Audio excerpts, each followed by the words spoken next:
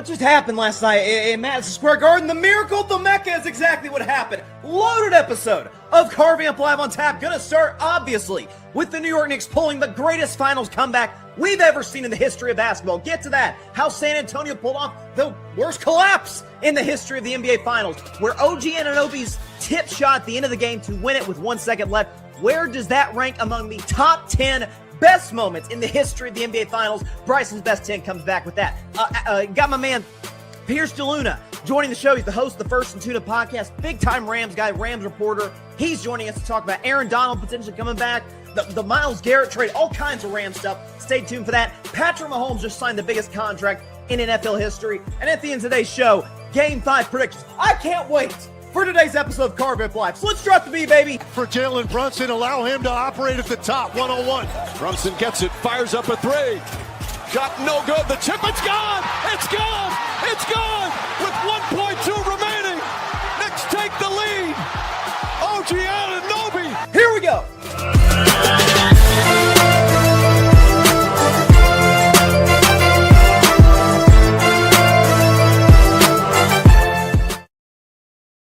Here we go, everybody. Good evening and welcome to Carving Up Live right here on YouTube, as well as on Facebook, on Instagram, on Twitch, and on X.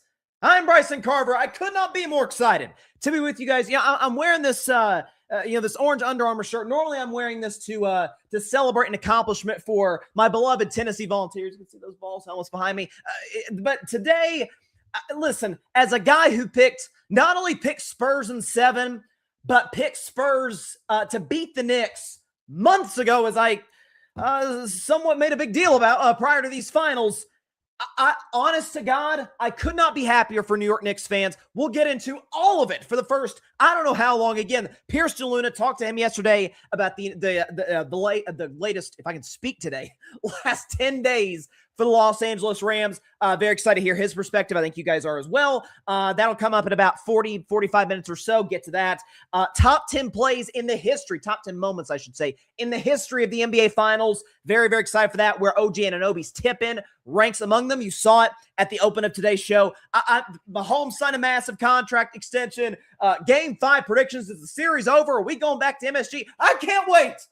Oh, my goodness. I got to just take a moment just to appreciate what the New York Knicks just did last night. Let's get right into it. Let's not mess around anymore. But first, the greatest comeback in the history of the NBA Finals. We saw it last night. The New York Knicks up 2-1 in the series. But prior to last night, no road team had won.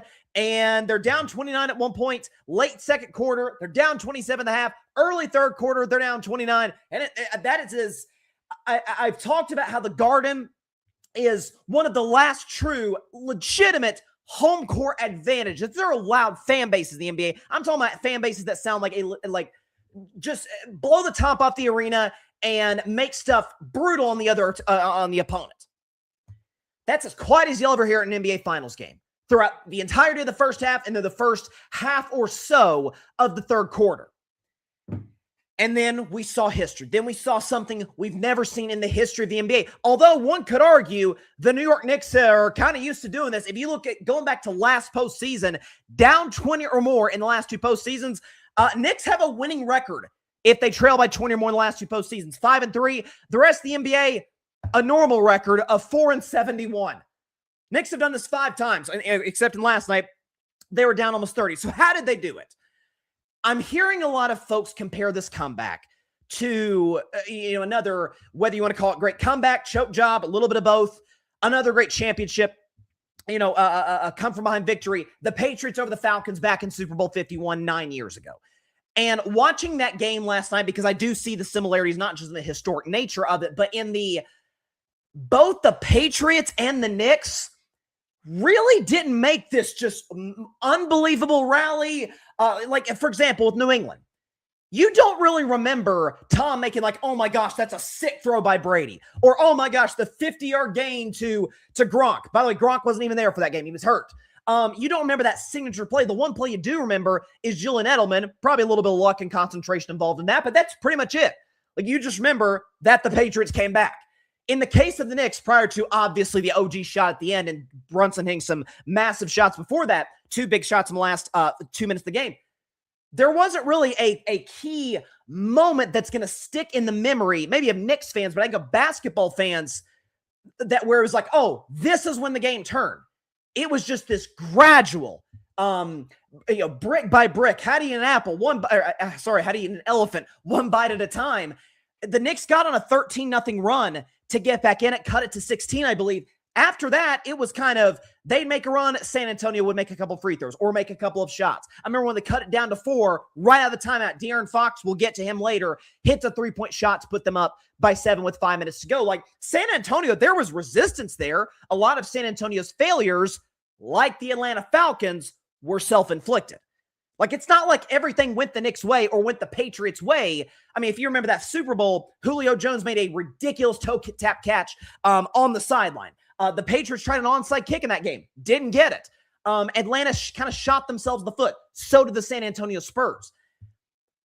But what is absolutely remarkable, let's first talk about OG Anunoby. He's the man of the hour. He'll never have to buy a drink the rest of his life in New York. Show what he did yesterday, because outside of the tip-in, he was great. He had 33 points, only second to Brunson in the game.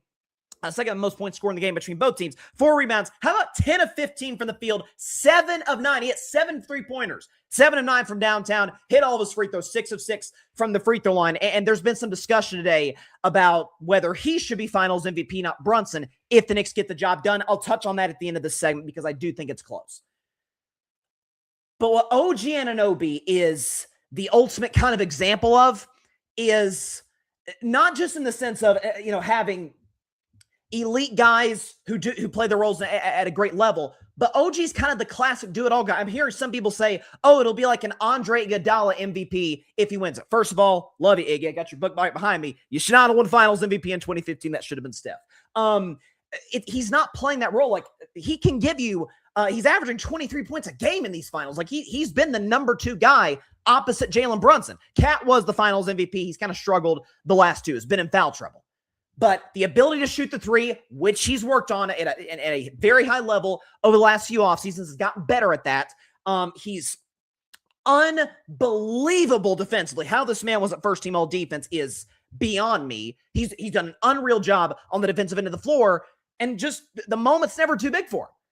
And I think what you saw last night is a bunch of New York Knicks players. Yes, most of those guys have never been to a finals, but guys who are ready to step up and meet the moment because they played in a lot of big playoff games over the course of their career. We know about Jalen Brunson. We know about Cat. But how about a guy like Jose Alvarado, who played 16 minutes this game? He and Brunson hadn't played together, I don't know about all season. I know for sure all playoffs. Alvarado in this game, they needed every last bit of what he gave them. 8 points, 2 rebounds, 3 assists, hit 3 of his 4 shots and 2 of his 3 from downtown. Unbelievable stuff from Alvarado, and even the heads-up play almost gets caught with a backcourt violation, tosses the bat or passed the basketball before they were able to call it, before he got that second foot on the other side. It's just this, we keep saying it, and it sounds cliche, and it sounds like, oh yeah, duh. The New York Knicks, yes, we know about Brunson. OG was the hero last night. Cat made his contributions finally in a fourth quarter last night. They are the best team in the NBA that I have seen since the 2017 Warriors. I don't think they're as good as the 2017 Warriors. The Golden State's high-end upside and talent is the greatest we've seen, I think, in NBA history. But in terms of playing as a cohesive unit, in terms of just not panicking, I mean, we saw this in Game 1 against the Cavs, but at the same time, it's the Cavs. They're bad defensively, and the Cavs' second-best player is known as the biggest choke artist in postseason history in James Harden. And we'll get to how the Spurs blew this. We will.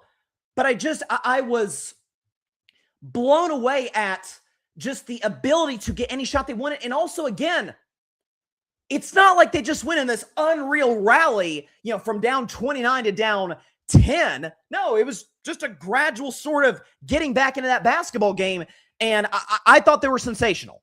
And Jalen Brunson hit some big shots late. We can show you what Brunson did in this basketball game. How about 36, 5, and 7 with 3 steals, 12 of 25 from the field, 3 of 7 from 3, 9 of 11 from the free throw line. It gets overshadowed because of what OG did at the end, and also because Brunson did miss the shot for OG to tip in off the miss. But Jalen Brunson late, make sure I get this correct in my notes. Jalen Brunson late in the game, he scored 5 quick points for the New York Knicks. He hit the 3 over Wemby, which the only small guard I've seen hit a 3 over Wemby is Steph, and we know how great of a shooter Steph is. Brunson can shoot the rock as well, but my gosh, just big spot, down 4, hits the shot over Wemby, and then comes back on the other end, hits the kind of the little floater teardrop type of shot, gets a friendly roll, goes in, Knicks go up by 1. And then obviously Castle gets fouled, hits the free throws, then the end of the game plays itself out, which we'll get to. As far as the discussion of who should be finals MVP right now, like if the series ended today, which if you saw Madison Square Garden, if you saw those celebrities, if you saw Chalamet and Seinfeld and Adam Sandler and Taylor Swift and everybody, you'd have think they won the championship, which it kind of felt that way. I mean, let's be honest. It kind of felt that way. Whether it's over on Saturday or not, I'll predict the end of the show and we'll see it play out in 48 hours or so. But it felt like it was over. It felt like a whole celebration for the city of New York. But if it did end last night, let's say last night they won the championship, hoisted Larry O'Brien trophy, who should be the finals MVP between Brunson and OG Anunoby? We can show you the side-by-side and what they've done. So Brunson beats him in terms of the average counting numbers outside of blocks. He beats him in points, rebounds, assists, and steals. Obviously, OG beats him in blocks.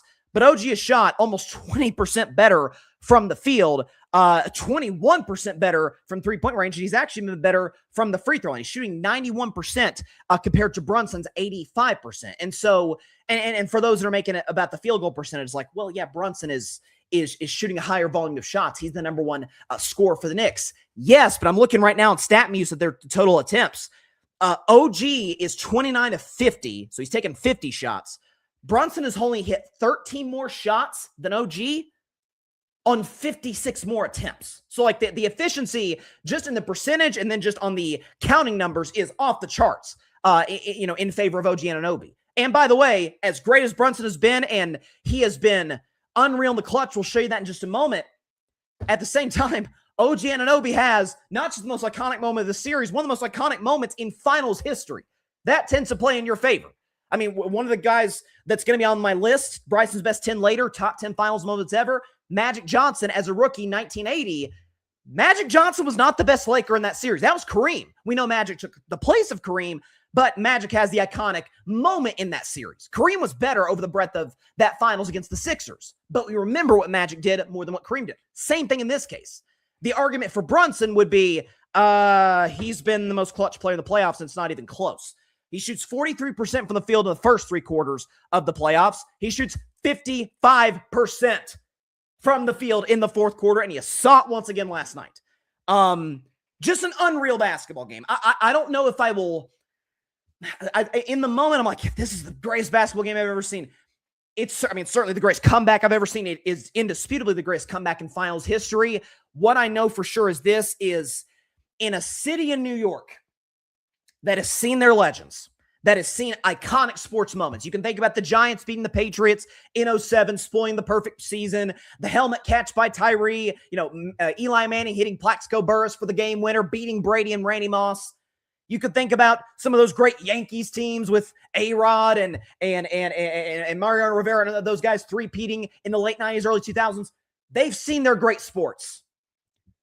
But we know this is a Knicks town. We know that this city cares about the Knicks more than they do any of their teams, and that's not to disparage the Yankees, although I'll never miss an opportunity to do so. Or the Giants, Jets, Nets, any of the hockey teams, anybody. That's a Knicks town. That's a basketball town.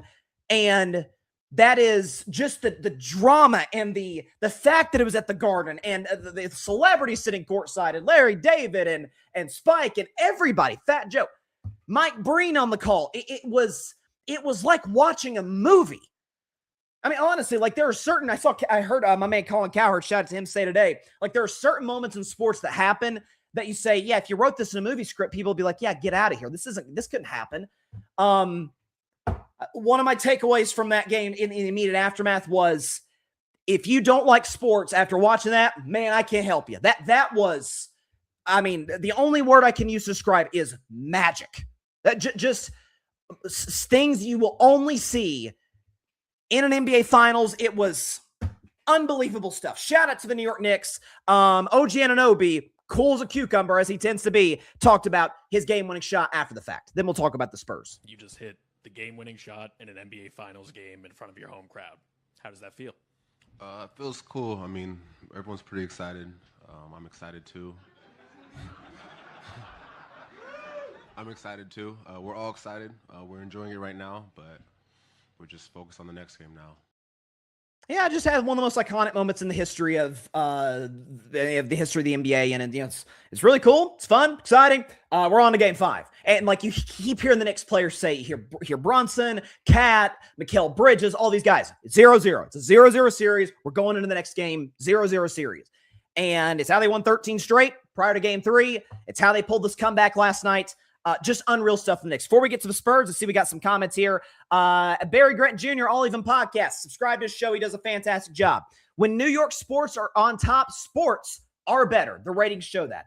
I mean, I know people get mad at the whole, big market conversation, or I know a lot of Thunder and Pacers fans a year ago. I mean, this series might go 5. That one last year went 7. What's the more iconic series?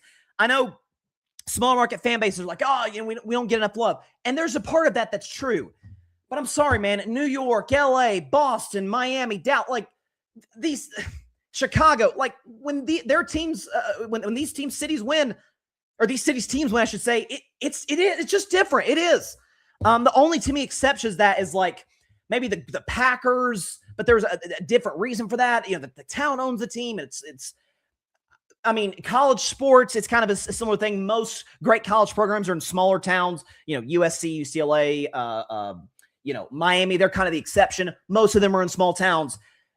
Barry's right. It's 100% different. And the ratings do show that. I don't think the ratings have come out for game 4. I know Game 3 was like the most watched in since the 90s or something crazy. Like, the ratings show it. This has been unbelievable. My man John Rivera, fan perspectives in the comments. He just says, "Wow." I think that's how a lot of folks were watching this game. I was watching the game, like in my living room. My mom, shout out to my mom, she's the best. She likes basketball, but she more enjoys watching football, and so she kind of has the game on in the background, doing whatever, and She just texted me the eyeball emoji. I think it was after Brunson hit the shot to put the Knicks up with about a minute to go. And so we ended up watching the final minute. It's one of those sports moments. Certainly the people at the Garden feel this way. But one of those, you remember where you were when you saw it type of moments. I remember where I was, what I was doing when the Knicks pulled the greatest comeback in the history of the finals. That was special. Last comment before we move on to Spurs. Barry, most watched Game 3 since 1998. The Jordan and Utah Jazz finals, Last Dance series. Set the ESPN and ABC record for ratings. Listen, man, story, this is what part makes sports great as well. It's one of the greatest forms of storytelling there is, because we're watching the story play out in real time. There's no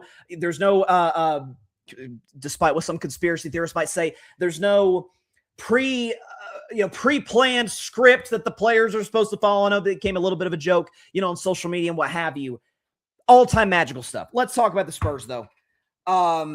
Because for every all-time comeback, there's got to be an all-time choke. And that was almost worse than the Atlanta Falcons in 2017 against the Patriots. That was bad. This might have been worse. And I'll tell you why. Atlanta made mistakes, but there was an element of, but Tom Brady is on the other side. Eventually, Tom was going to get going. The Falcons didn't have that great of a defense during the regular season. Eventually, you didn't think the dam was going to break to where they blew a 25-point lead, but you thought maybe it'd get sort of close in the fourth quarter.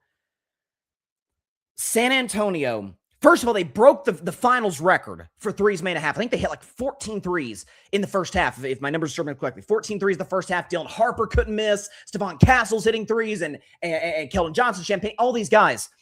And they're up 27 at halftime. Third biggest halftime lead, I believe, in the history of the finals.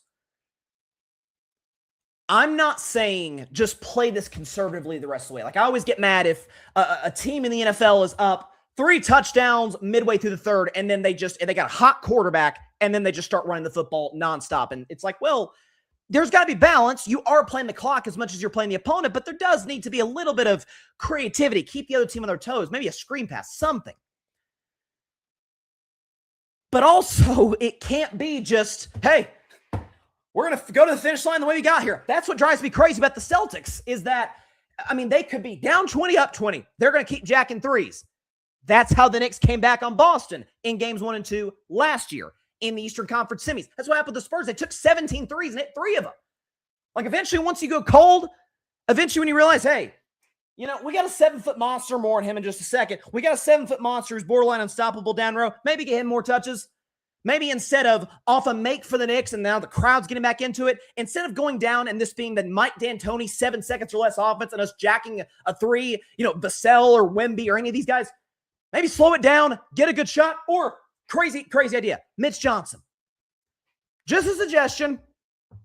Garden's rocking, Knicks can't miss, and the momentum's completely shifted. Maybe use a timeout in the midst of this run. Just a suggestion. You don't get to carry those into game 5.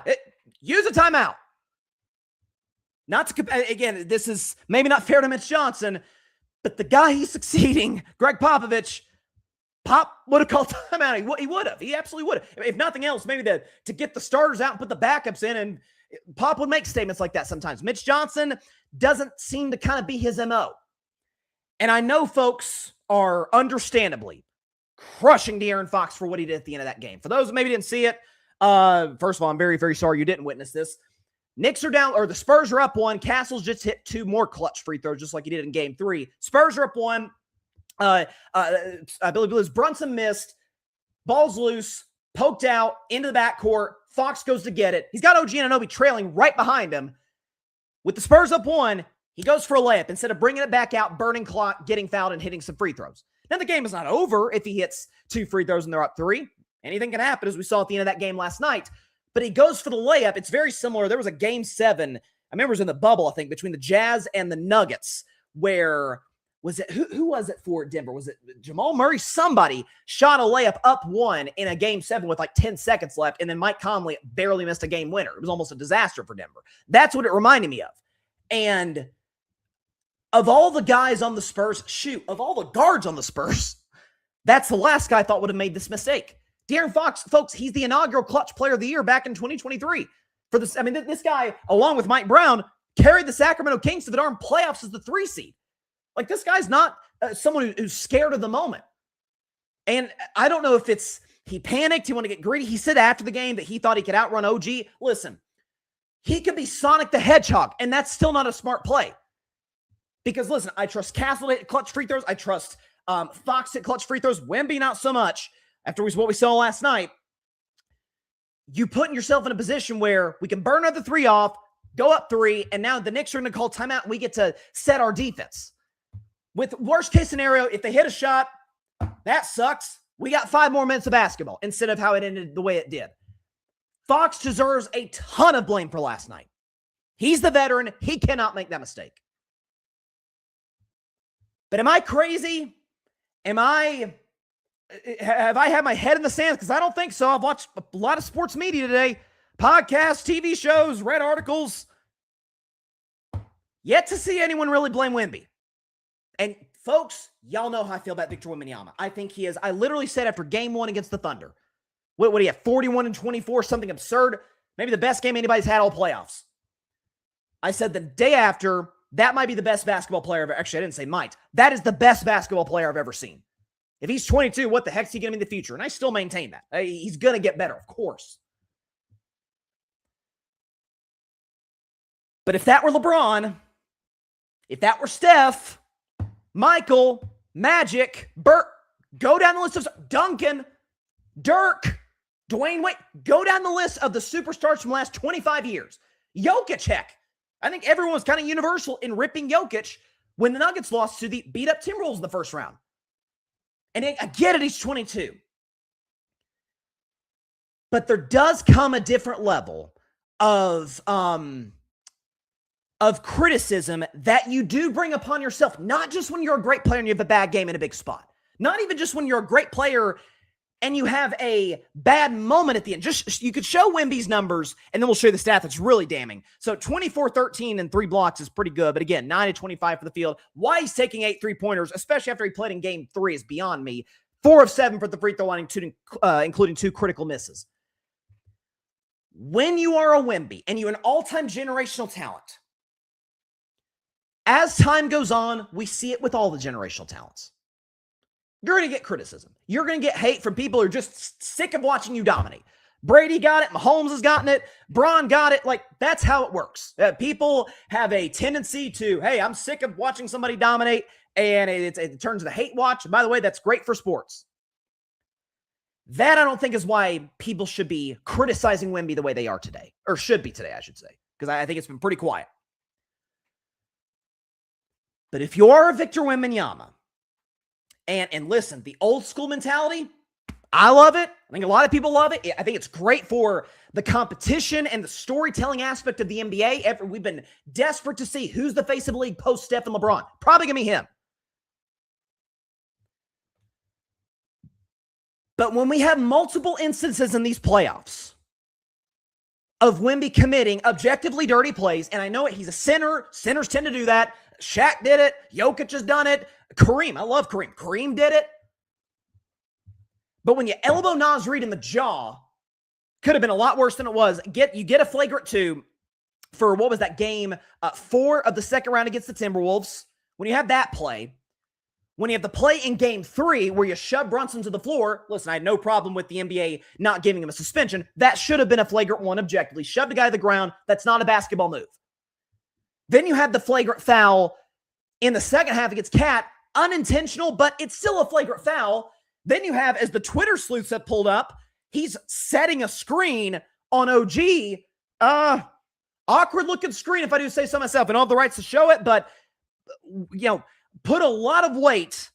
Wemby put a lot of weight in his lower body into OG's knee. Dangerous play. Could have hurt him really bad. When you have the dirty side of it, when you have the, do I have this written down? Yeah. When you have the element of, okay, you're going to talk trash. That's fine. I love that. Y'all know when people get mad at athletes, oh, this guy or this girl's arrogant, whatever. My response has always been, did they back it up? Because if they backed it up, then they were just stating a fact, doing it emphatically, but they were just stating a basic fact of how they played. Wemby's known to trash talk. Generally love that. We saw it happen. First half, Mitchell Robinson gets frustrated after getting scored by Wemby, shoves him to the floor, and Wemby gets up, pointing the head, I'm in your head, I'm in your head, I'm in your head. What did he do beyond that? It was bad. He was bad. After telling Mitchell Robinson he was in his head, he scored 11 points on 18 shots. He was bad. Missed multiple three-pointers, including one stretch where he shoots a 3, Spurs get the offensive rebound, they kick it back out to Wemby, shoots again. Again, that's just, it's bad basketball. It's dumb basketball. Pull it out and let's get a better look. Late in the game when the Spurs really need some free throws. Bricks both of them. Like, I'm sorry, like that, the criticism is going to come your way if you do bring it upon yourself. And so, also the element of, skipping pressers, which I'm not sure why the league didn't fine him for that. I know there's some folks saying, oh, there's some favoritism going on because Wemby's the golden child of the NBA. There might be some truth to that, but it just can't happen. You cannot be the face of the biggest choke job in the history of the NBA Finals. I mean, we can show you these numbers.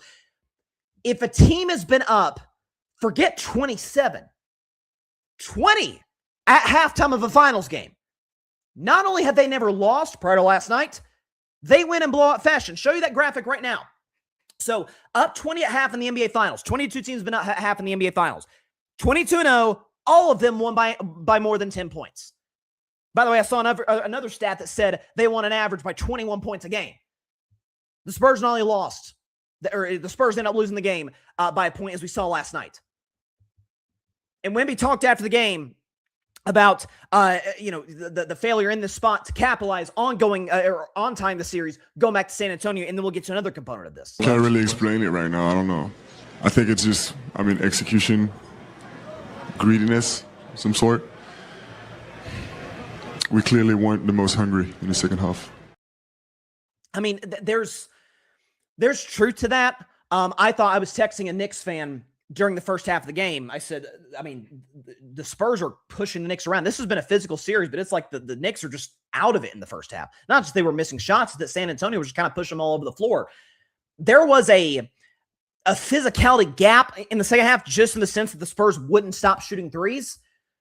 But also, man, it was, if you are Wemby, we talk about the trash talk, we talk about the dirty plays, we talk about skipping the press conference after, I think it was game 5 of the Western Conference Finals against the Thunder.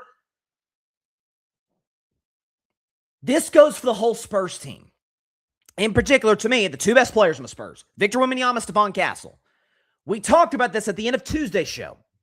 The outward, you can call it confidence. Today, it kind of looks like arrogance when Malika Andrews asked Stephon Castle about their mentality going into Game 4, and he says this. Do you walk into Madison Square Garden expecting to win Game 4? Yeah, definitely. I expect us to win the next 3. And that goes with the kind of a theme of the Spurs team that throughout this finals, lost Game 1, lost Game 2. Last night, confidence hadn't wavered a bit. Now, I'm not saying they're supposed to go to the press conference and be like, yeah, we're done. We're screwed. We're done. Finals are over. Give the Knicks the trophy now. Of course not. But there is a middle ground between, oh, the series is over, and, oh, yeah, we're fine. Nothing to worry about. I mean, you're down 3-1, and only one team's come back from 3-1 down to finals, and respectfully, love you, Wemby, you're not LeBron James yet. I mean, that's some level of saying, yeah, we got to be better. We have margin for error's gone. Got to win 3 straight games against a team that's at one point won 13 straight. So that criticism does come your way if you are Victor Wembanyama when there is this element of smugness, the dirty plays that he's kind of gotten to skate by with to a degree, as evidenced by the fact that he was not assessed a retroactive flagrant foul on the Brunson play in Game 3. The fact that we didn't even know until, I guess, either late last night or today when it was posted on social media from the kind of the sky cam angle, sets a screen and OG Anunoby almost blows out his knee, OG's knee. Like, if you are the face of the league now, if you are a guy who I think prior to these finals was not universally recognized, but I think majority of NBA fans, if you polled 100 NBA fans, 75 would say Victor Wembanyama is the best player in basketball. That can't happen. Straight up. Now, the good news is for Wemby, hey, and for the Spurs for that matter, because folks are saying, oh, this could break San Antonio. I don't think this is going to do that. Like, there's an element of, and maybe this is why they've answered the questions at the press conferences the way that they have, but there's an element of, man, they don't know enough to know, right? They don't, they're too ignorant of playoff experience, of closing playoff games, or of the fact that as a team this young, they really kind of shouldn't be in the finals to know any better. So I think they'll bounce back. I think they'll be great next year. Of course, they and the Thunder will be the co-favorites in the West, as they should be. But also at the same time, you put this target on your back, and if you're Wemby, listen, it's happened to all the great players. Magic Johnson, one time in 1984, was Tragic Johnson. Steph Curry led a team that blew a 3-1 lead in the finals. LeBron James disappeared in the 2011 finals. Michael Jordan was 1-9 in his first 10 playoff games and was awful at the end of the 1995 second round against the Magic. Nobody talks about that, but that did actually happen.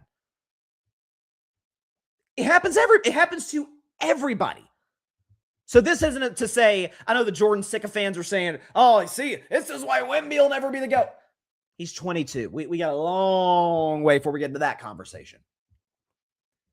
But Wemby's got to wear this. Fox has to wear it too. Castle, Vassell, all the guys who kept jacking threes, they got to wear it too. Mitch Johnson definitely's got to wear it. He's the coach. I mean, this is 2 out of 4 games in these finals in which the Spurs have been awful situationally. The end of Game 2 and then the entire, fourth quarter and half the third quarter last night. They got to wear this. But Wemby, if we give him the bulk of the credit when they do well, we definitely got to give him the bulk of the blame when he does not play well and comes apart in the final minutes. That's what it is. Let's go to the comments now. See what looks like Barry's in here.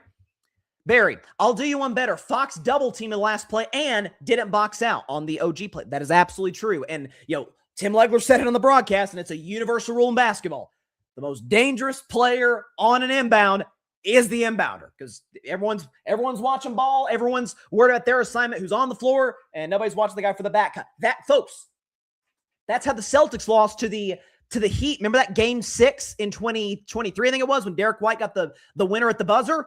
I think it was Bam Adebayo. Didn't box out. Derek White inbounded on the play. So Some of that's coaching, but there's no question.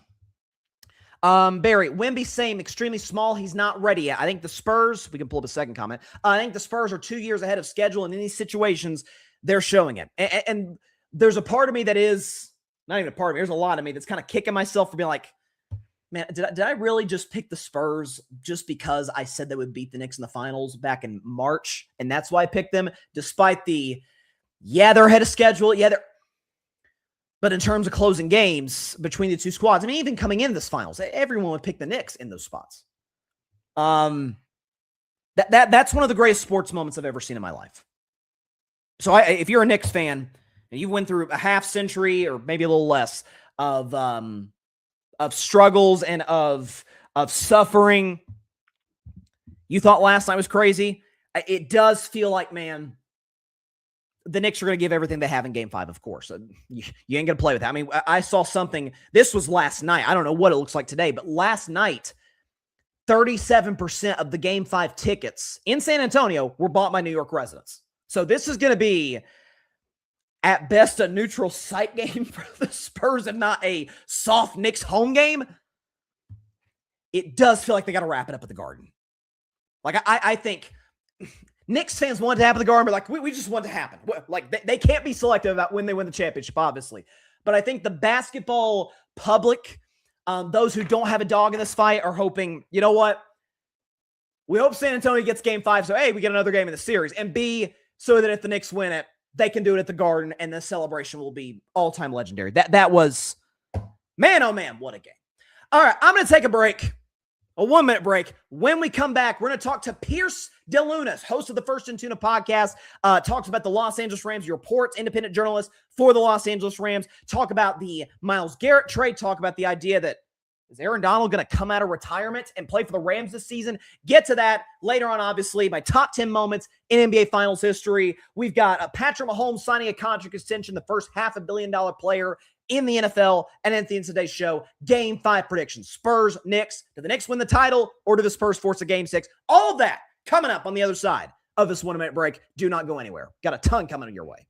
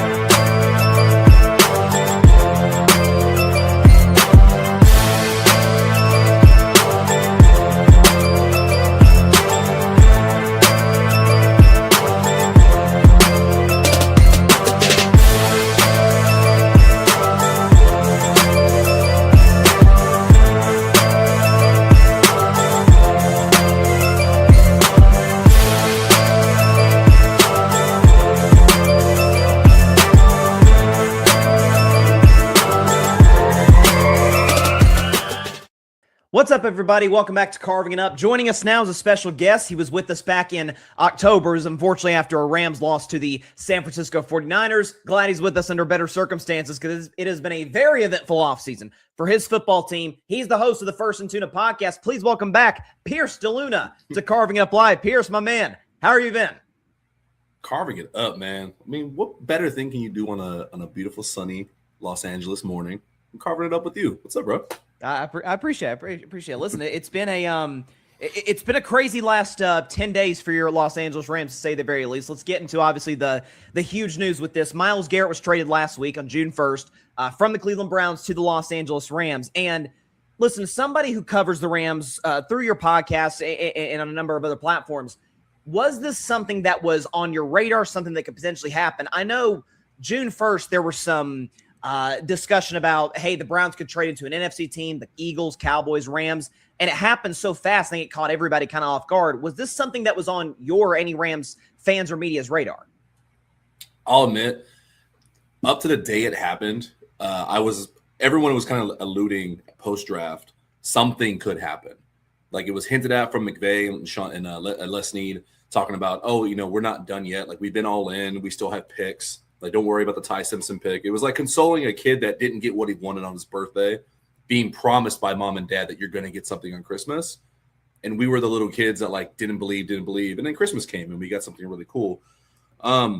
Me personally, the day of, like the hour it happened, I was about to finish an article about, hey, there's enough smoke here.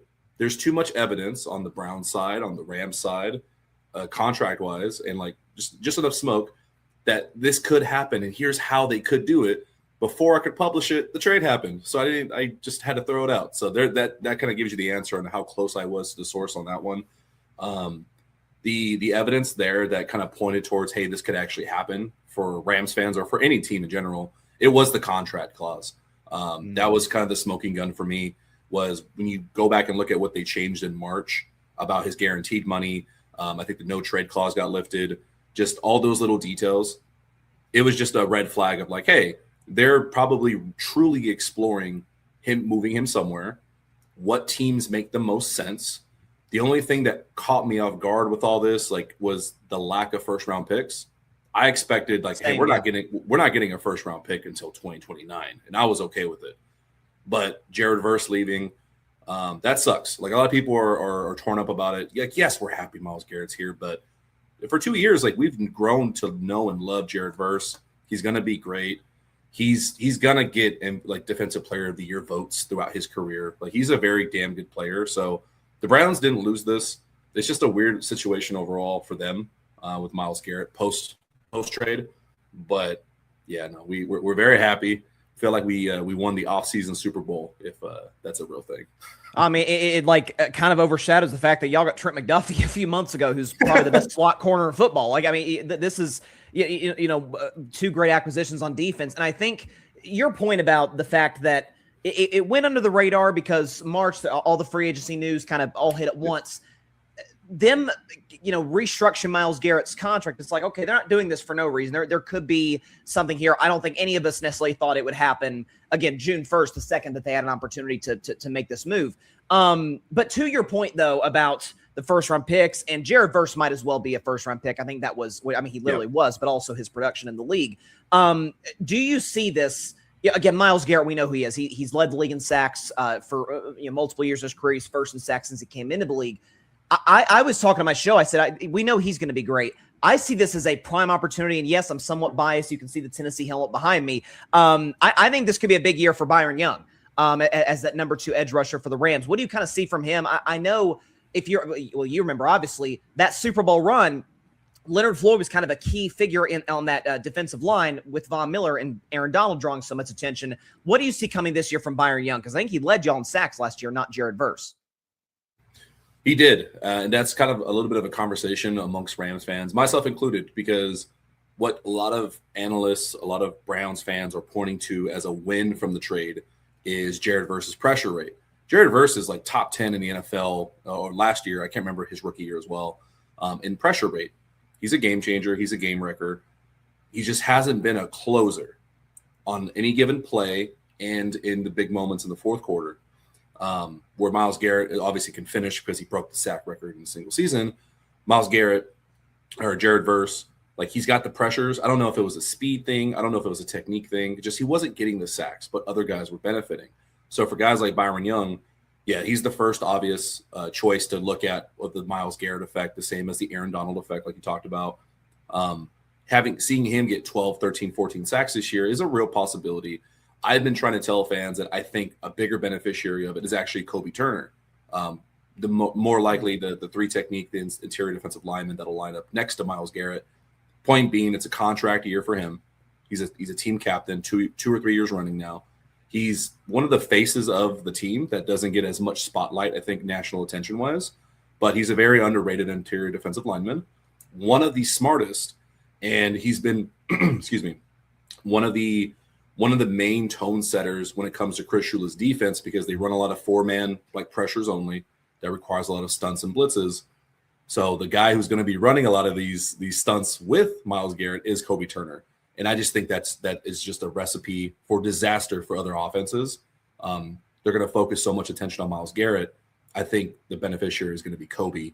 And he's not going to put up Aaron Donald numbers. He's not getting 20 sacks in the season.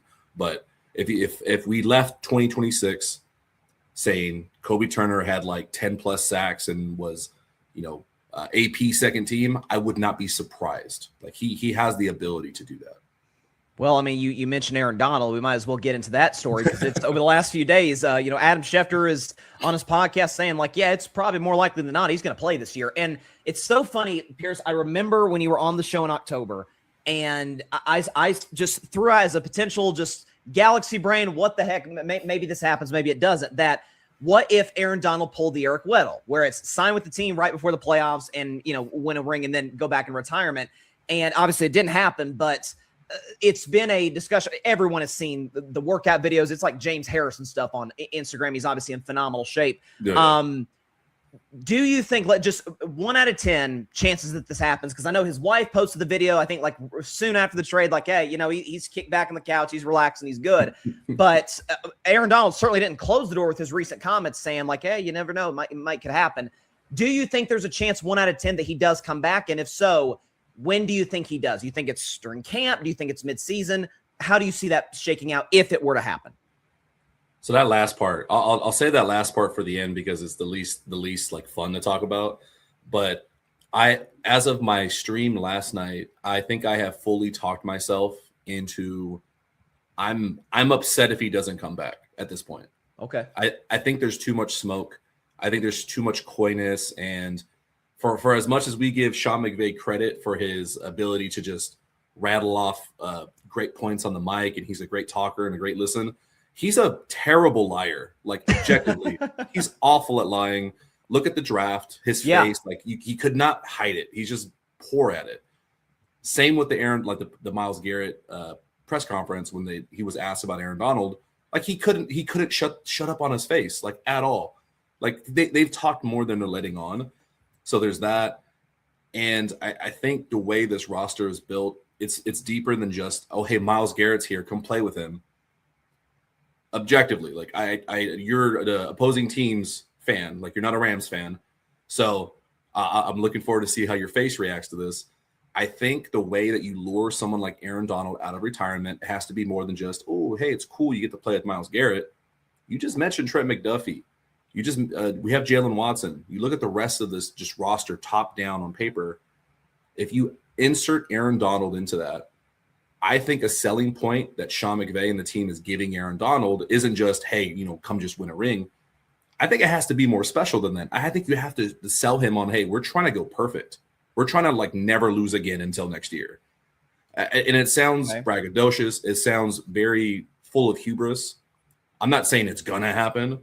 But on paper and what you're selling Aaron Donald, 1,000%, I think you're trying to sell him on that. You have a Shula on the coaching staff. You mean to tell me this has never been brought up at all? That's interesting. Okay. Chris Shula. Yep. Yeah, these egomaniacal head coaches that are in the NFL. These guys want the next thing, the next great thing. What's something that the minds of Sean McVay, Les Snead, Aaron Donald, Matthew Stafford, what's something that no one else has ever done? Like what's something next that we can go do? Like, yeah, you got to win a Super Bowl and get past Seattle, but that's last year. We're talking about now. I think you're selling him on, hey, let's go do something incredible. Like you don't tell Aaron Donald to come back for, help us out in the trenches. Sure. I don't think that's a selling point. The timetable for it, I just don't know. I know I had broken that news like around the same time as Trey Wingo. Like I had a source tell me, hey, Aaron Donald is actually considering this. Like it's a real probability. And then the next 24 hours, it just completely blew up. I don't have a timetable, and that's the only thing I'm curious on, because there's a lot of conflicting reports on would he do training camp. He seems the type that want to do training camp. Will he do the Eric Weddle like you mentioned? Like there's conflicting information on that I just don't know yet. That's fair. I'm hearing you talk, just as time goes on, like I would be very honestly kind of where you're at, very surprised if this doesn't end up happening. And to your point, and I mentioned this after the Garrett trade was finalized, this is even before we got any Aaron Donald updates, is that I think in the salary cap era, so the last 3 decades, basically, this is the best roster on paper that we've seen in some time. Like it rivals the 2007 Patriots, any of those Seattle teams in the early 2010s. So that is a legit selling point. And one of the reasons that, or a thing that I think shocked a lot of Rams fans, I think, if I'm not mistaken, I think you were in favor of the Ty Simpson pick. Correct me if I'm wrong, during this past draft. That was a pick where there was a lot of surprise, a lot of like, wait, this doesn't help the Rams, who are in win now mode, win this year. Now looking back, it's okay. They probably had an idea that they were going to be in the Myles Garrett sweepstakes and they were going to be giving up picks. Well, if Matthew Stafford retires next year, we're not going to have a first-round pick to get a quarterback, and then we're, kind of back in, purgatory, so to speak. Your thoughts of a Ty Simpson pick? Do you think now it, makes a lot more sense after the Myles Garrett trade, or would you have been in favor of it without a Myles Garrett trade? I was, and I still am. My feeling is cautiously optimistic. With, I think I could summarize it as it better work. Okay. Just because, like, I see the vision. Like, I see it. I understand what they're trying to sell to the fans. My point is, it's not the fans' job to sit here and feel good about, oh, yeah, but we might be great in 3 years. Like, we might be stable post this Super Bowl window. Fans don't give a damn about that. Like, they want to like know, if I buy these tickets this year and I spend my like pretty much mortgage on going to go see Rams and Niners in Australia in week 1, are we going to be a good team and are we going to win the Super Bowl? That's all fans care about. And so that's why I'm a little cautiously optimistic when it comes to like the planning of it and everything. Yeah, they were trying to get Myles Garrett in 22. They were pretty close to getting a deal done with AJ Brown. I guess they just didn't like his medical. I guess that's the report that's out there right now. So it's easy after the fact to look back and be like, oh yeah, see, they always had it handled. But no, like, they could have not traded for Myles Garrett. It could have fallen through. Even without that, I was still okay with it, because heading into the season, I'm telling fans, let's say Matthew Stafford misses a game. Let's say he goes out for 4. Shit happens. It's football. I don't, knock on wood, don't want it to happen. Sure.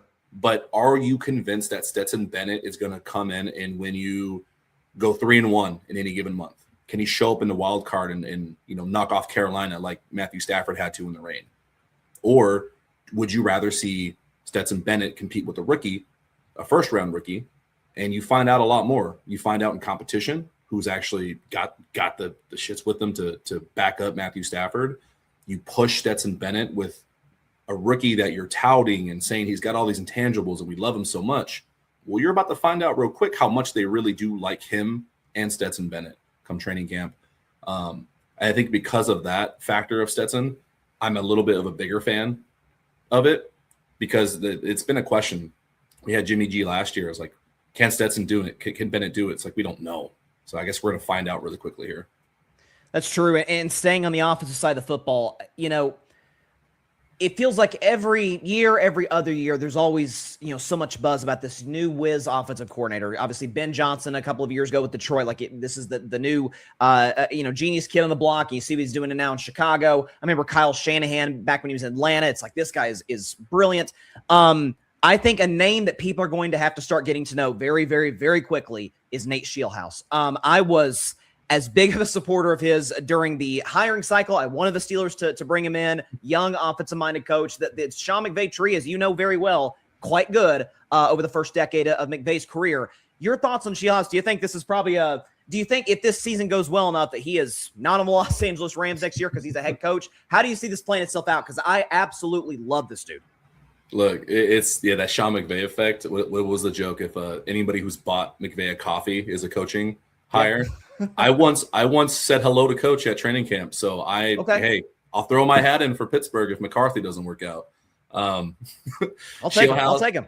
Yeah, a little background on Scheelhaase to get you a little bit more pumped up. And I'm sure you know this already, but the whole 13 personnel revolution that kind of happened for the Rams last year, it was very, very fun. Kind of took everybody a little bit surprised of how much they used it. Nate Scheelhaase gets a lot of that credit. Him, Scooter Huff, Ryan Wendell, the O-line coach, and then the tight end coach, respectively. They were the big proponents that put together 13 personnel packages, presented it to Sean McVay, to Mike LaFleur, and said, hey, let's, out of need, because we had injuries, let's utilize this. And then they go to London and tear it up, and, Devontae Adams has a hat trick, and they're basically in goal line personnel the entire time. And a lot of that credit goes to Scheelhaase, and that's why he's the OC now.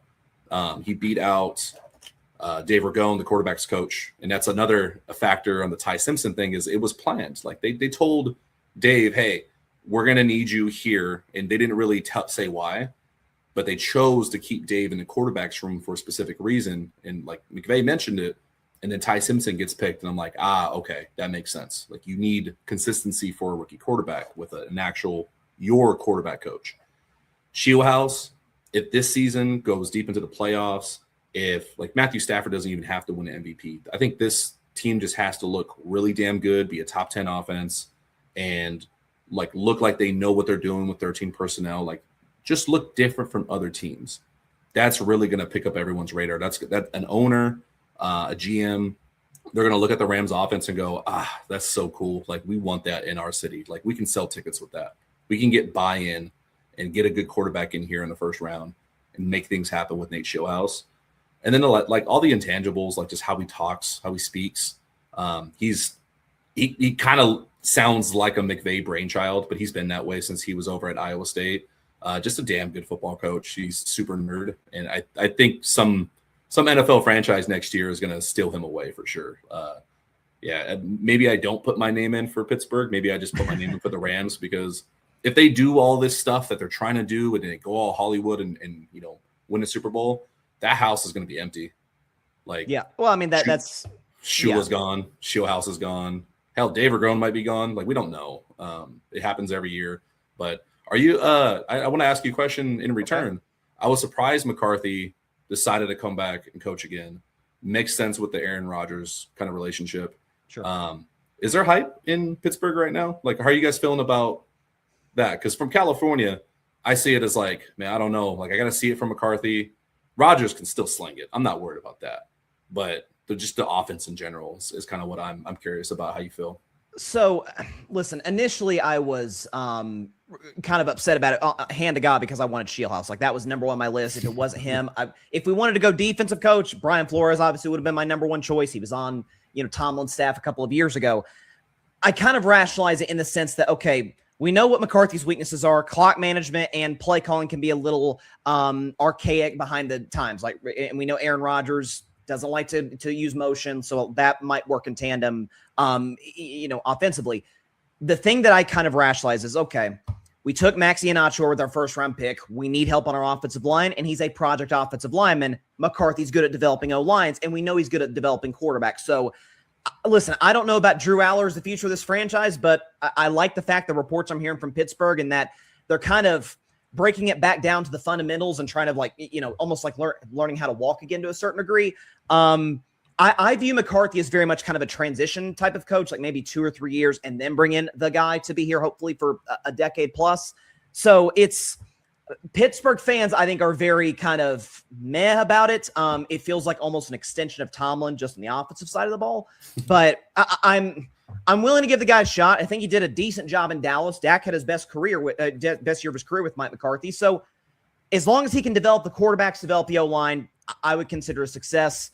But it does feel like 9-8, 10-7 is on the board again for 2026, which, being stuck in mediocrity is not great. So, that's where I'm at in the McCarthy thing. But I would take Shieldhouse very, very, very happily as you will. You're gonna have to wait. You're gonna wait your turn. I probably will have to. That's for sure. And to your point, though, and then we'll get to my last question. But to your point, man, so much of being a head coach in this league is obviously inspiring confidence of locker room, but is being great at the podium. I mean, McVay's first press conference, like, who the heck is this dude? He blew people away right off the bat. You watch Shieldhouse's pressers, it's like, oh my gosh, he looks like a head coach right now. So I think he's going to be sensational. Last question before we get out of here, Pierce. I appreciate you stopping by. If the Rams win the Super Bowl, is this it for Stafford? Does he hang it up? 2 Super Bowl rings, won both of them at SoFi, won an MVP last year. I imagine he'll be a candidate this season. Is he like, you know what? First bout Hall of Famer, I'm out. Damn. The one question I can't research my way out of this hole. I said it, I got to stick to my guns. I can't flip-flop. I said last year that if they did go all the way, they beat Seattle and then beat New England and won, like in Santa Clara, like what better way to go out than that? Like in a rival stadium, raising Lombardi and just saying like, I'm out. Like I'm good. Do the John Elway. Yep.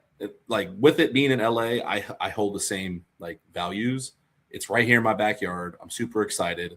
Like you put all the pieces together. You go to Hollywood. You get Myles Garrett. You get Aaron Donald back. You go raise a Lombardi. Get the fuck out. Like go. Like go home. You got like 18 kids. Go home. Go watch your kids. Go coach their youth football team. Go into your next endeavor, whatever it's going to be. And this is fully. I don't care about like the team side of it. Teams figure it out. Like if we got to be okay for a year or two afterwards while we sort out, Ty Simpson and everything, I'll deal with it. I think if you win a championship, you're willing to accept a 2022 season like we had and like just, all right, hey, we got a Lombardi out of it. But for his sake, he's always been one of my favorite quarterbacks to watch even prior to coming to LA. I played way too much Madden as a kid and always picked him in fantasy drafts because I was like, I'll save him. I can fix him. Like I'll rescue him from that toxic relationship. And I was probably one of the happiest people when he came to LA because I understood like, hey, this is like life-changing as a fan. And I've been right for the last 5 or 6 years, which is really cool. I don't want to see one of my heroes go off that inevitable cliff that Father Time always hits us with. I don't want to see him have that Peyton Manning final year where he comes in on any given drive. He's like, hey, yo, I can't feel my hand. We're running the ball this drive. I don't want to see it. I don't want to see one of my favorite people to ever play, to lift the football, be crippled when they're older. Like, hey, if you can go out in year 18 with the Super Bowl and you feel happy and you're a first ballot Hall of Famer, thank you for your service. Don't come back. Stay home. For sure. Yeah, I mean, like to your point, like Peyton Manning was brutal his last year. Drew Brees kind of had a rough last season with the Saints. Oh yeah, Brady was good at the end in Tampa, but far cry from the year before when he could have won league MVP. Rodgers has fallen off, so like there's that almost that mystique of when a guy steps away, a Barry Sanders or Aaron Donald prior to potentially coming back, or Calvin Johnson, where it's, man, they retired at the top of their game. What more could they have given? And it almost boosts your legend to a certain degree. And if Stafford, throws 38 touchdowns, wins the Super Bowl, like there's that element for him. Like, man, could he have gone another 3 years? So there's definitely that component to it. I'll say this, and I'll add to it. It's a random thought I constantly have is like, what makes Stafford different than these older guys? Because I feel like at some point we would have seen like, that pass isn't fitting in there as quickly as it used to a year ago. I think a little bit is his willingness to accept change and the Sean McVay effect. Like Stafford has changed his technique since coming to LA. Like it's gotten tighter. Him and Dave have worked together. And I think that constant evolution of his technique and like trying to be just the best professional he can be every year, like that kind of keeps you spry. And I hate to talk about him like he's 60, but also like to add to the Sean McVay effect, like if you have a head coach, if you have a partner that's constantly like evolving, pushing, trying to get the next thing, you're not looking back, you're looking forward. Like it kind of keeps you young. And it's almost like, like you go to a retirement home, like the folks doing the best are the most active, the most like all these things that translate from the senior citizen community. The same thing is applying here to older quarterbacks. Like if you've got someone pushing you and you're still working and, you're like, I've met 80-year-olds. I'm like, are you sure you're not like 50? That's the feeling I get from him. And it's because of those effects of being willing to change his technique, being willing to push. Like he's the smartest he's ever been. And the technique is matching it. It's crazy.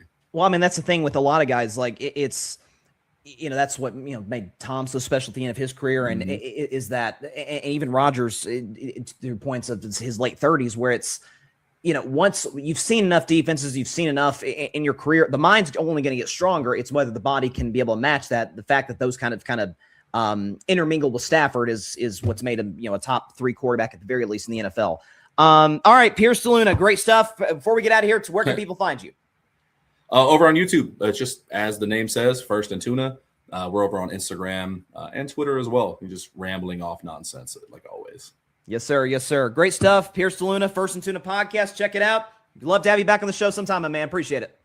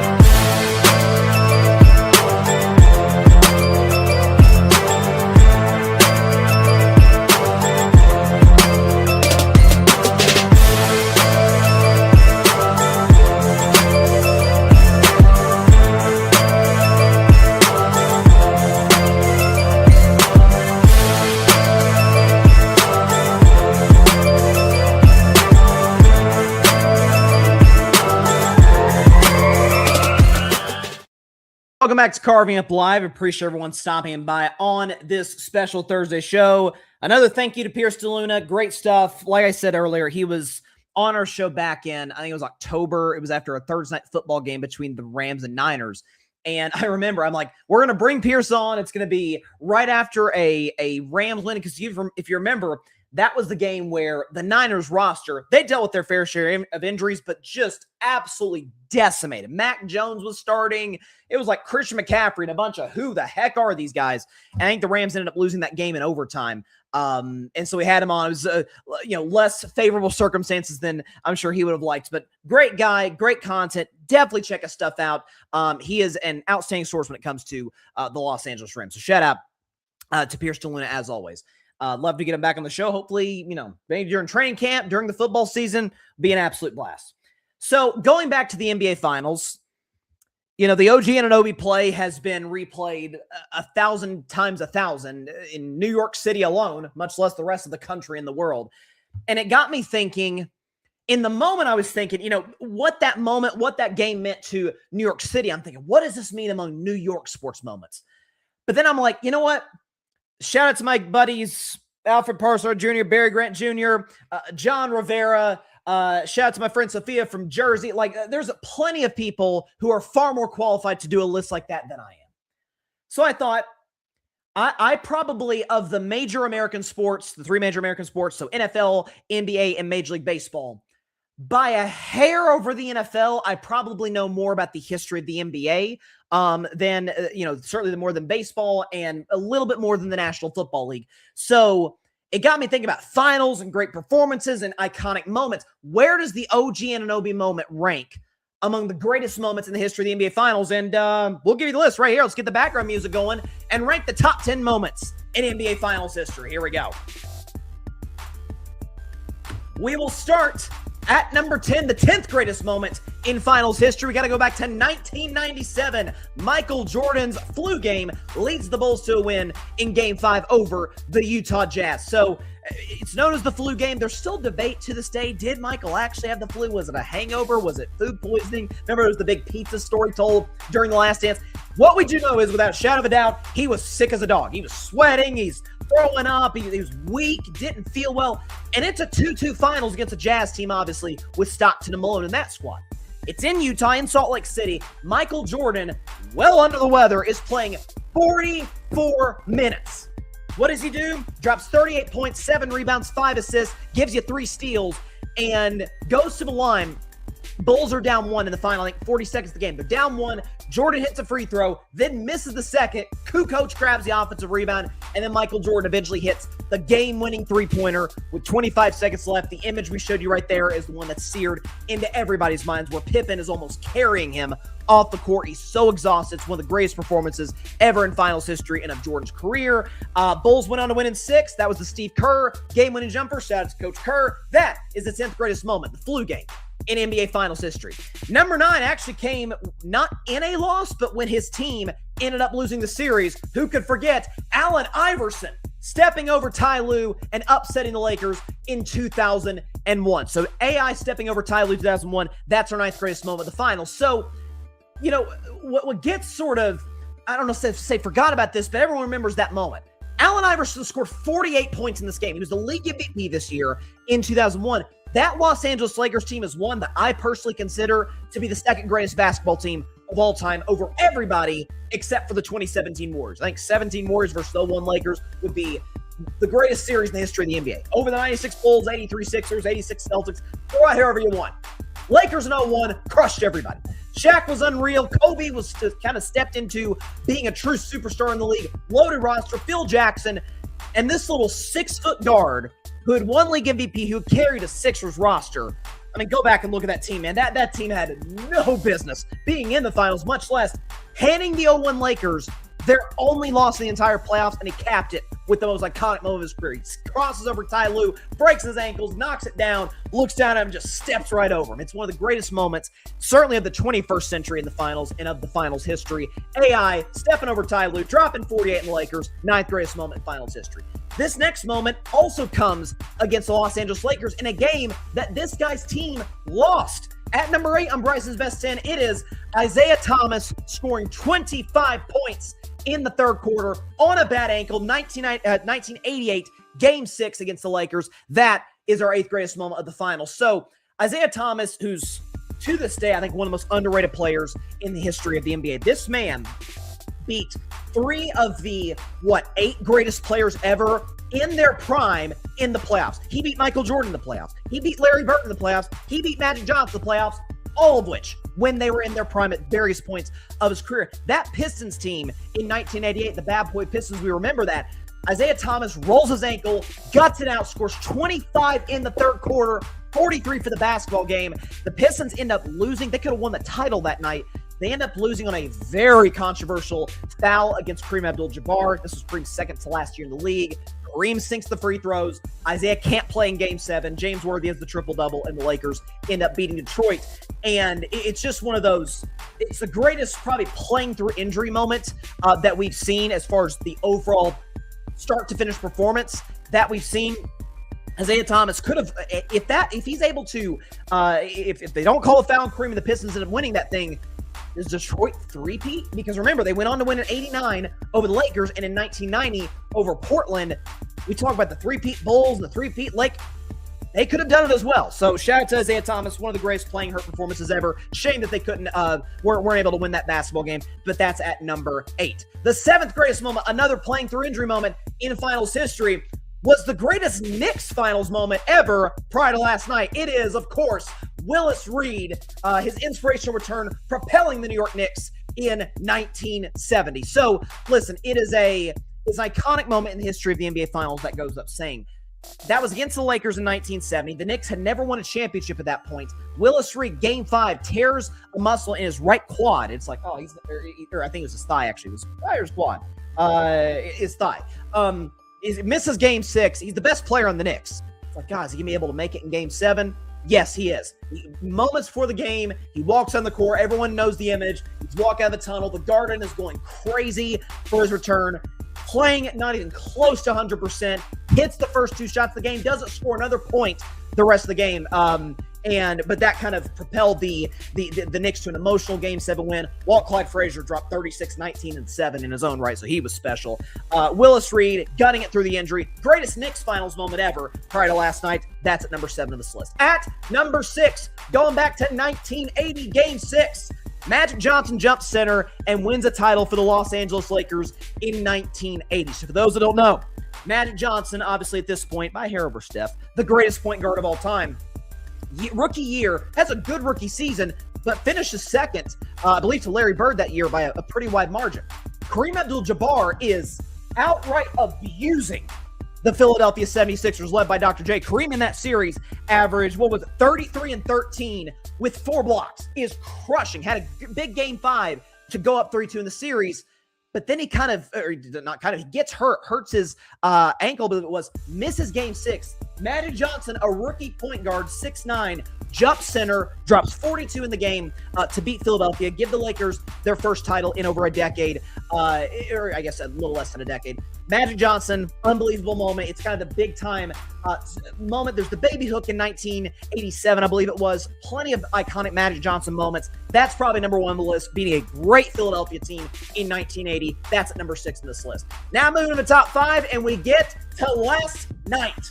OG caps the greatest finals comeback ever in 2026. We saw what happened. It happened less than 24 hours ago at the time of us going live. So the Knicks, they're down 29 first half of this game, down 27 at halftime, and then go on the greatest comeback in finals history. OG Anunoby, in his own right, we had the graphic from earlier, or maybe we don't have it. Anyways, he scored 33 points, 10 of 15 from the field, 7 of 9 from 3, 6 of 6 from the charity stripe.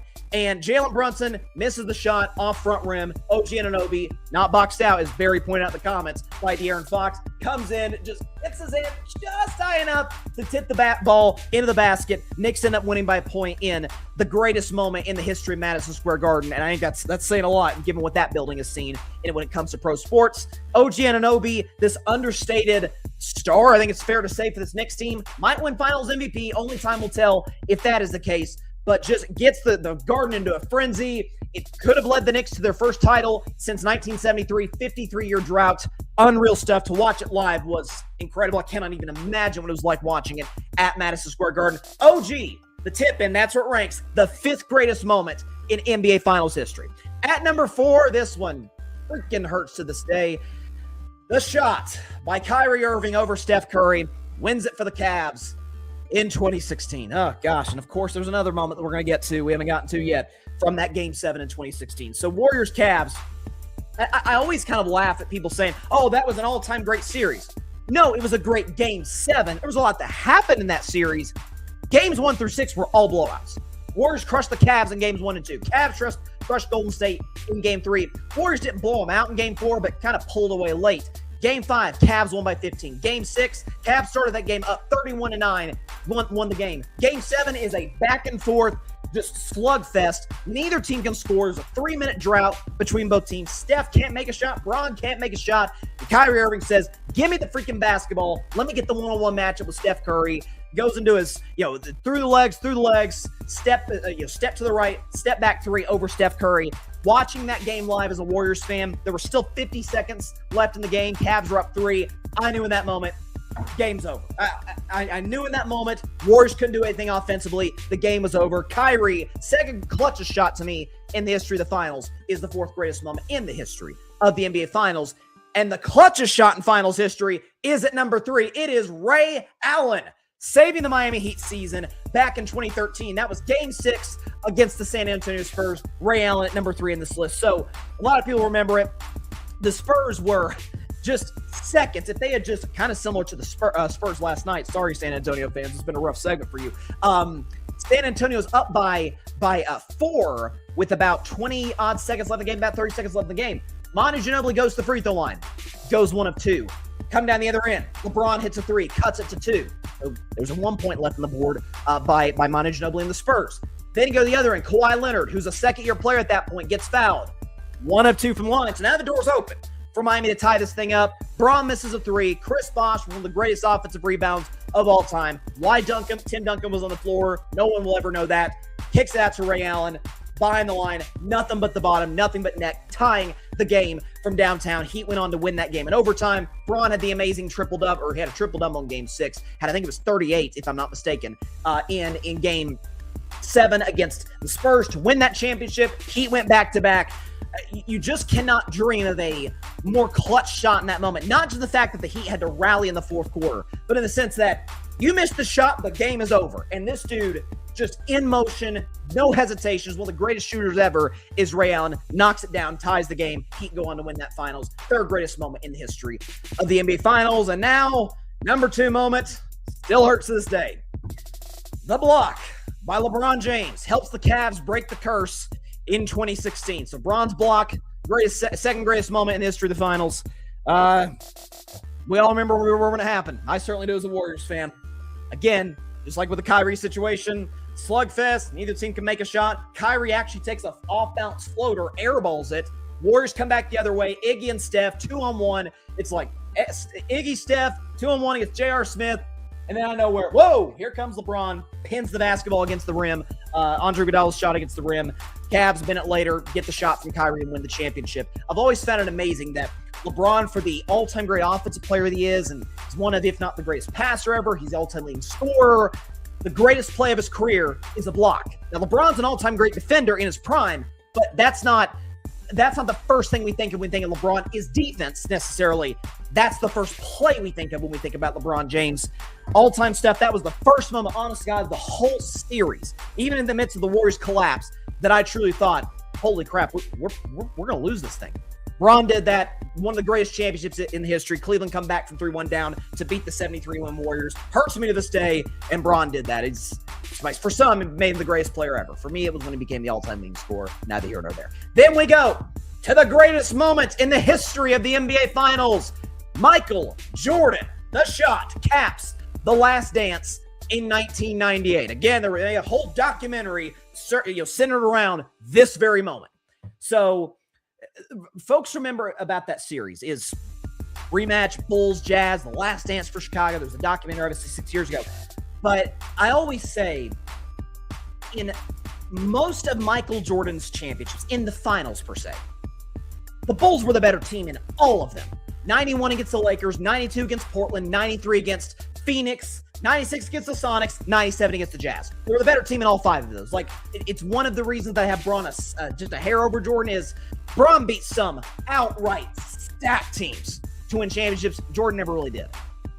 1998, the Jazz were better than the Bulls. First of all, they were better than them in the regular season, better record, which is why they had home court in that finals, but also the element of Stockton's in his prime. Malone's a year away from winning another league MVP. And that Bulls team, man, Scottie Pippen gets hurt early in the game. Dennis Rodman's a shell of himself. The Bulls bench wasn't that good. Like, that team was, man, they were running on fumes. It's why I reject the idea that if they had brought the team back that they would have won in 99. No, they wouldn't have. They were out of gas at that point. And Michael Jordan, arguably the greatest player ever, pulls it out of the fire, drops 45 points out of 87 points that the Bulls scored. Scored over half their points. Gets the down 3, gets the layup, then steals it from Karl Malone, and then the shot heard around the world. A little bit of a push off of Brian Russell, knocks down the shot, nothing but net, holds the pose. 5 seconds later, he's holding up the 6 fingers. It is the most iconic moment in the history of the NBA Finals. Michael Jordan, the greatest moment among 10 in the history of the NBA Finals. I was born in 2003, so I was not alive for really most of these.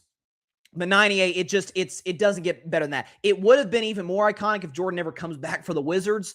And those years were Washington never made the playoffs. Jordan was out of shape, inefficient. That's one of the things that people don't give Jordan enough credit for, in my opinion. And a case you can make for him being the GOAT is this is a shooting guard whose, what was his career shooting percentage? It had to be in excess of 50%. Like, this guy didn't miss much. Let's put it that way. And it was cinematic in many ways. I mean, I think ESPN right after The Last Dance, if I'm not mistaken, made a whole documentary just around Game 6. Like, they had mic'd up on the sidelines. I mean, it doesn't get more iconic than that. Michael Jordan wins the 6th title, holds the 6 fingers, hits the game-winning shots, his final shot ever as a Chicago Bull. Again, it's all-time stuff. So go back over the list, then we'll get to Patrick Mahomes' 10 greatest moments in finals history. Number 10, back to Michael Jordan, the flu game in 1997. At number 9, AI steps over Ty Lue. Don't you miss that was what we knew AI for. Number 8, Isaiah Thomas scoring 25 in the 3rd quarter against the Lakers on a bad ankle. Number 7, Willis Reed coming back on the torn thigh to inspire the Knicks to a win. Number 6, in Game 6, Magic Johnson jumps center, steps in for Kareem, leads the Lakers to a title with 42 points. Number 5, last night, OG Anunoby tipping in the game winner to cap the greatest finals comeback of all time in Game 4 this year. Number 4, Kyrie Irving's shot wins it for the Cavs in 2016 Game 7 over the Warriors. Number 3, Ray Allen saves the Heat against the Spurs Game 6 2013. Number 2, the block by LeBron James leads the Cavs to break the curse in 2016. And number 1, the shot by Michael Jordan caps the Last Dance, leads the Bulls to their 6th title in 8 years, and caps the second three-peat in 1998. The 10 greatest moments in the history of the finals. We haven't done Bryson's best 10 in a minute. I figured after last night, you're like trying to stack it up against the all-time finals moments. I have it at number 5. I have it in the top 5. It's if you told a Knicks fan that there would be a moment in the series that would surpass what Willis Reed did in 1970, you'd say, well, yeah, maybe Jalen Brunson hitting a game-winning shot in Game 6 at home at the Garden to win a championship, which, hey, maybe that might still happen. They would not have guessed this. Again, like I said earlier, it's one of those you remember where you were type of moments. It was unreal stuff. Okay, let's move on to the NFL. Back to the NFL. Talked to Pierce DeLuna earlier about the Rams.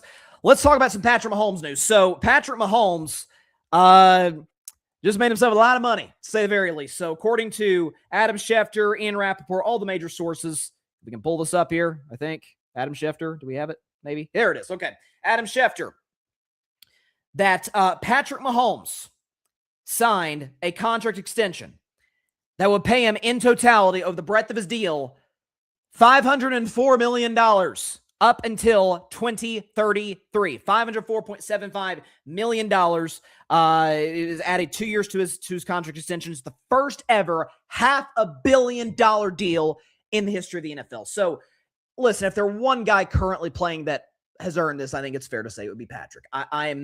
I think in the minority of NFL fans, and I think folks, as time goes on, will come to my side of the argument, he's got a ways to go to catch Brady. Brady's resume is, it doesn't even make sense how legendary it is.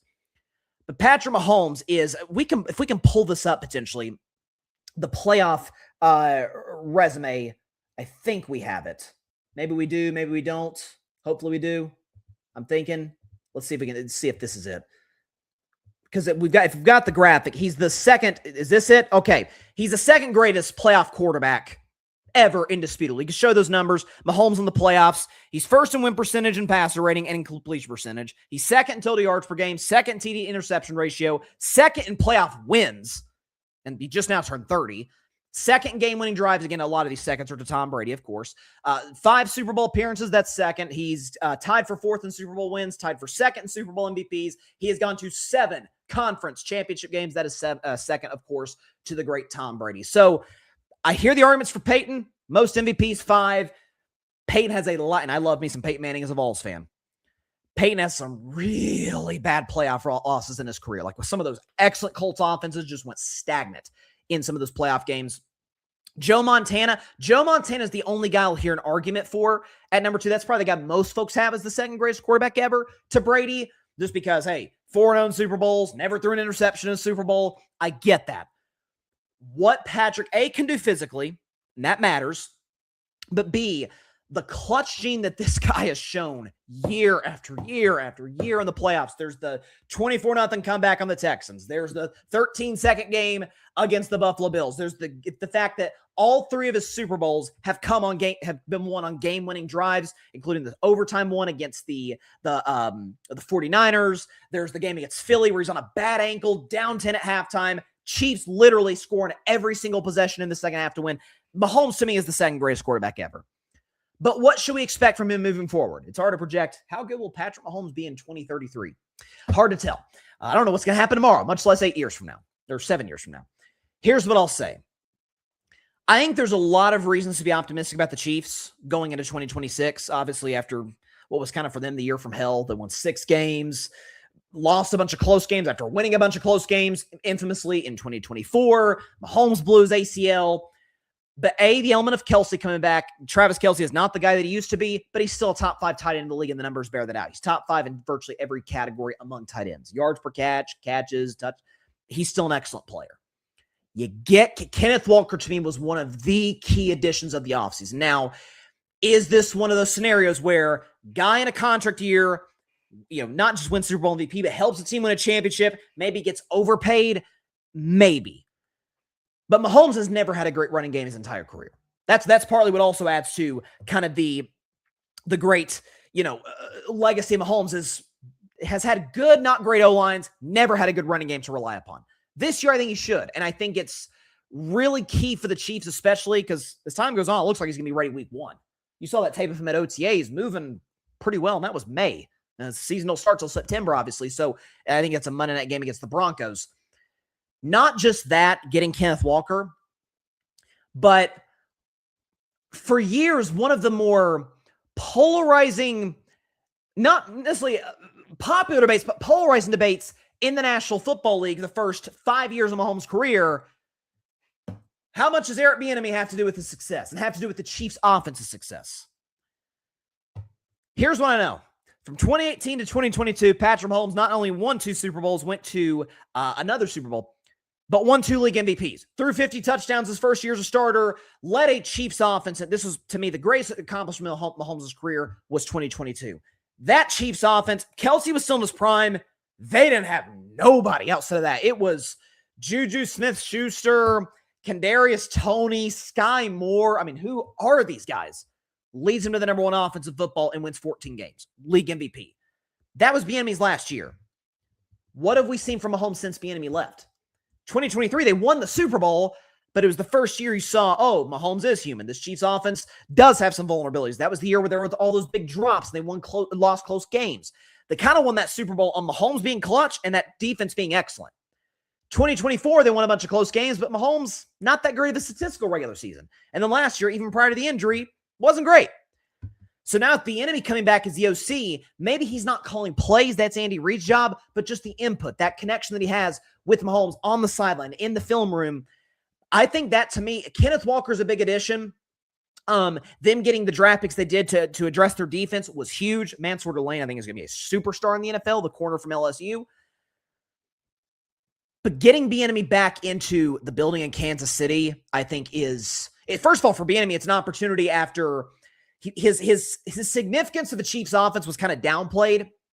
Not downplayed, really downplayed the first 5 years of Mahomes' career. Then he goes to Washington, and then to college, and that doesn't really work. And his stock as an NFL coaching candidate has kind of plummeted. Now, if he goes back to Kansas City and the Chiefs' offense goes back to being what we're used to it being, now he probably gets an opportunity. So we'll see what ends up happening. Bieniemy ending up with Kansas City, I think, could really help Patrick Mahomes. But I mean, listen, this is one of the most obvious extensions ever for the Chiefs to give this type of money to Mahomes. If there's anybody in the league worth a $500 million extension, it's that guy. I know there's still folks that debate, is Mahomes still the best quarterback in the league? My question would be, who is then? I will hear an argument for one guy and one guy only, and that's Stafford. Is that not only the Rams of the favorites to win the Super Bowl this year, and if they do, that's 2 rings for Stafford in this decade, but also league MVP, led the league by a pretty comfortable margin in touchdown passes. I was talking about it with Pierce earlier, as you heard in the show, is that now that the physical capabilities are intertwined with the mental edge he has by playing in the NFL for a decade and a half, that's dangerous. And Stafford's one of the most gifted quarterbacks ever. I'll hear the argument for Stafford. Well, Josh Allen, can he get to a Super Bowl at some point? He's phenomenal. Everybody agrees. Josh Allen's an all-time talent. Can he get to one? Just one Super Bowl. Can he not, for the 3 straight years in the playoffs, have the football in his hands? I feel like I'm the only guy that says this, with a chance to tie or take the lead and come up empty all 3 times. 2023, home game against Kansas City. Ball in his hands, 7-8 minutes to go, down 3. Nothing. Kansas City wins. 2024, ball in his hands, down 3. He could go win the game. Knock out the back-to-back champion Chiefs. They get 1 first down. Last year, this past January, you're playing the Denver Broncos, and respect to Denver, the Broncos won that game in large part because Josh Allen committed turnovers, not once, not twice, not 3 times, 4 times in that football game. And had the ball in regulation and in overtime with a chance to win. Nothing.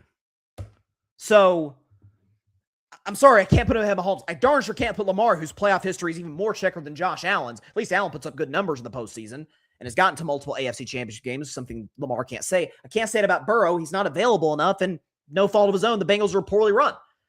And Burrow also can't do physically what Lamar, Allen, and Mahomes can either. And then from there, it's not Justin Herbert. I love Dak. It's not Dak or Drake May. Or I will hear the argument for Stafford, not for anybody else. Not for anybody else. That guy's still the best player in the league at his position, without question. I think the resume shows that. We can put it up there one more time. Just in the playoffs, and that kind of matters, right? That's the second greatest quarterback ever. Now, there's a gap between him and Brady. Pretty big one. Him not three-peating and playing the way that he did in that Super Bowl against Philly really put a damper on that chase to be the GOAT. But at that number 2 spot, it's him. It's him. I hear an argument from Montana, but it's Patrick. Okay, let's not take a break. Before we get out of here, let's predict Game 5 of the finals, which is going to be on Saturday. Let's get into that right now. So, on the show first out, there's a very real chance that the final game of this NBA season could be played on Saturday night in San Antonio, Texas. The San Antonio Spurs looking to preserve their season, force a Game 6 for the New York Knicks. They're trying to win their first championship in 53 years. San Antonio, remarkably in this game, despite having the biggest choke job in finals history, the San Antonio Spurs are 5.5-point favorites in Game 5 at home. Some of that's obviously the fact that they're at home. Some of that is the fact that Victor Wembanayama, 2 days between games, that's when he's been at his best, is the fact that in between games 2 and 3. Game 3, he was phenomenal. Game 4, he was not good. So the 2 games in between 4 and 5, expect Wemby to kind of bounce back, especially in the offensive end. Expect the Spurs to hopefully play a much more intelligent style of basketball instead of jacking up 17 threes in the second half. I also think there's this component. Yes, we saw last night at least 37% of the tickets have been bought up by New York residents, so this is going to be a potential neutral site game for the Knicks and for the Spurs. That said, because the Spurs are desperate, because the Spurs are, I imagine, the way that group seems to be wired, are pissed how that game transpired, how that second half transpired, and the fact that the Knicks expelled so much energy to come back and win that basketball game. Kudos to them. I don't think it's going to be folks like, oh, they're just going to look over the Spurs in Game 5 and try to go win the Garden Game 6. They're going to try and wrap it up, of course. They want to win the championship as soon as possible. But the Spurs' desperation combined with the Knicks, I think, potential exhaustion going into this game, I think San Antonio is going to win Game 5. Do we have the score right here? I think they win by double digits. I think it's 108-95. It's our first non-close game of the series. We thought we were going to get that last night until the Knicks did what they did. But the Spurs win Game 5. They do cover -5.5. 108-95. I think the Knicks are tired. I think there's an element of, yes, we're tired. If this gets out of hand, San Antonio, they've gotten out to a hot start in all of the first 4 of the games. They haven't been able to hold a lead in 3 of the 4. The PTSD from the game ending the way that it did last night and the second half transpiring how it did, if the Spurs go up late third quarter, early fourth quarter by 14 points, it is going to be pedal to the metal. It's going to be Wemby and all these guys like, guys, we are not letting this happen again. I think San Antonio wins. I think we go to a Game 6 next Tuesday night at Madison Square Garden where the Knicks will have an opportunity to win a championship in front of their home fans. It feels kind of team of destiny written in the stars, right, for the Knicks to do this at MSG in front of that home crowd. Outside of Madison Square Garden to just be something. I saw someone tweet that New York City is going to be Gotham City if and when the Knicks win the championship, and that's very possible. We may have to have a masked vigilante try and put it down potentially, but it's going to be unreal in New York. Unreal stuff.